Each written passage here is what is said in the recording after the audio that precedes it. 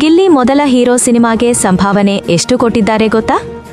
Reality show ಲೋಕದಿಂದ ನೇರವಾಗಿ ಬೆಳ್ಳಿ ಪರದೆಗೆ ಜಿಗಿದಿರುವ ಗಿಲ್ಲಿ ನಟ ಈಗ ತಮ್ಮ ಜೀವನದ ಅತ್ಯಂತ ನಿರ್ಣಾಯಕ ಹಂತದಲ್ಲಿದ್ದಾರೆ.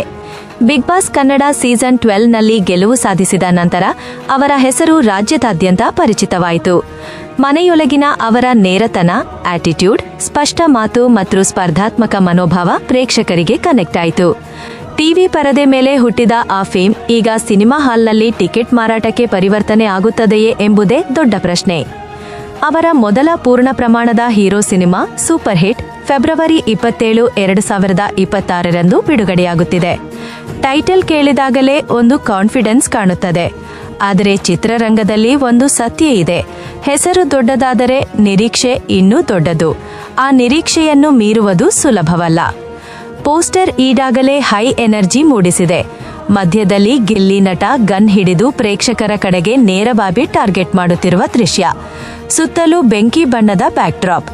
ಇದು ಪಕ್ಕಾ ಕಾಮರ್ಷಿಯಲ್ ಮಾಸ್ ಸಿನಿಮಾ ಎನ್ನುವ ಸೂಚನೆ ಕೊಡುತ್ತದೆ.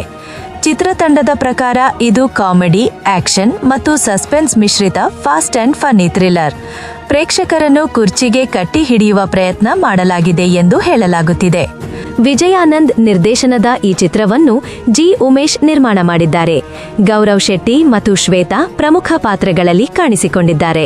ಸಾಧು ಕೋಕಿಲರ ಕಾಮಿಡಿ, ಡ್ರ್ಯಾಗನ್ ಮಂಜು ಮತ್ತು ಪ್ರಮೋದ್ ಶೆಟ್ಟಿ ಅವರ ಗಂಭೀರತೆ ಹಾಗೂ ವಿ. ನಾಗೇಂದ್ರ ಪ್ರಸಾದ್ ಅವರ ಸಂಗೀತ ಮತ್ತು ಸಾಹಿತ್ಯವು ಚಿತ್ರಕ್ಕೆ ಕಮರ್ಷಿಯಲ್ ಸ್ಪರ್ಶ ನೀಡಿವೆ.